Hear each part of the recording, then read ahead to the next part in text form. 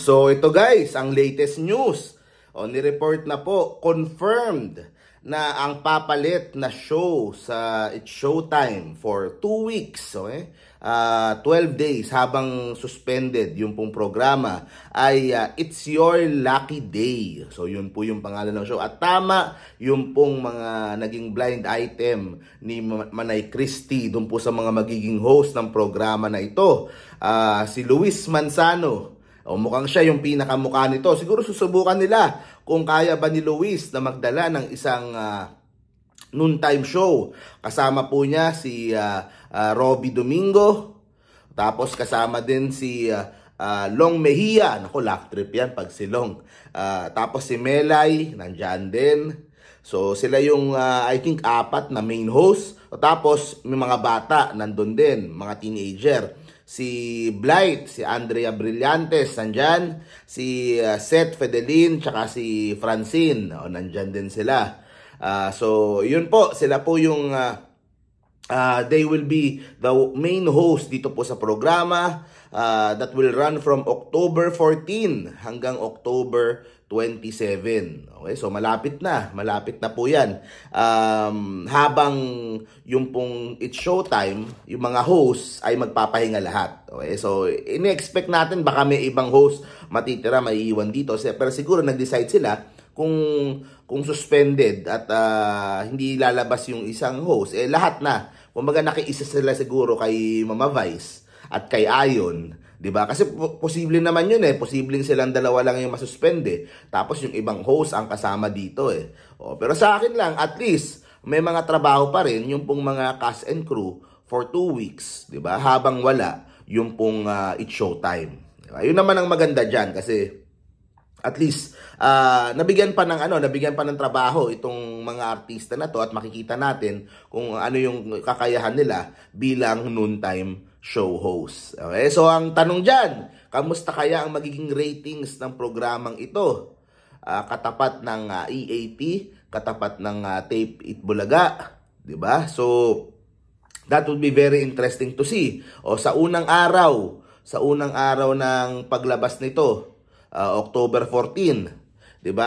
Syempre, yung mga tao will be curious to see. So, tataas kaya yung ratings nito. So, maganda magiging laban po natin na makikita po pagdating po dito sa Noontime Wars. Pagpasok po nitong It's Your Lucky Day. Okay? So, napakahabang drama nangyari itong kay MTRCB Chair Lala Soto. Dito din naman pala yung bagsak, di ba? Pinahaba pa ng pinahaba, inatake pa ng inatake.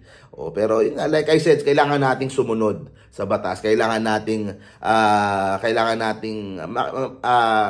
makiisa sa gobyerno at sundin yung mga alituntunin na pagdating sa telebisyon at hindi yung aatakihin pa natin, di ba? So, yan po. So, tuloy-tuloy lang po yung coverage po natin.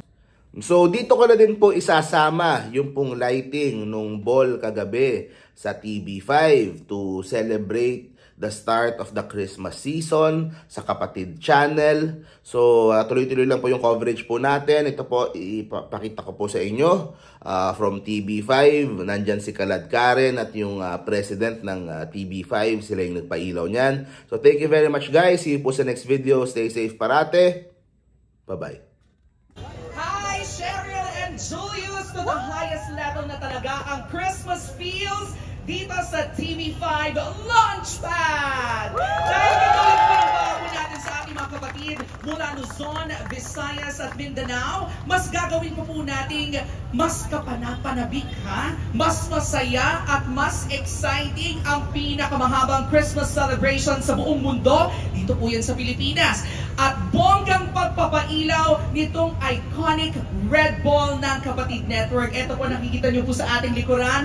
Fully decorated, talaga namang Paskong-Pasko na ang feels ng ating mga kapatid. At syempre, hindi po ako nag-iisa. Narito rin po sa pasabog na event na ito ang ating News Alerts presenter na si Maui David. Hello, Kalad Karen. Good evening. Mga kapatid, ito na nga. Eto na nga, very exciting ang ating pagpapailaw dito sa Big Red Ball. Kanina pa kami naghihintay dito. Kahapon ang daming tao dito sa TV5 Media Center sa Big Reliance Mandaluyong. Kung nandito kayo, pumunta kayo dito, mag-selfie kayo. Meron tayong may paputubongpong, meron pang choir na kumakanta. Pero eto Maui, may question muna ako sa'yo. Ano bang mas ang inaasahan mo sa Kapatid Network? Lalo na ngayong, syempre, papalapit na ang Christmas season. Nako, excited ako sa mga exciting na mga shows. Wow! Na mga magle-level up.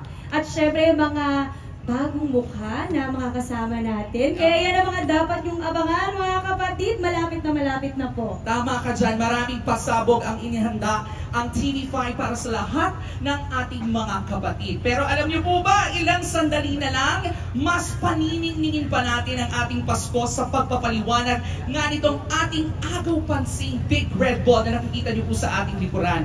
At kasabay niyan, sabay-sabay nating i-feel ang init ng pagmamahal ng ating mga kapatid. At syempre, nandito kami lahat. Kasama po namin ngayon ni Maui, ang TV5 Management Committee. Thank you very much for being here. And of course, our main man, TV5 President, Sir Guido Zabaliero!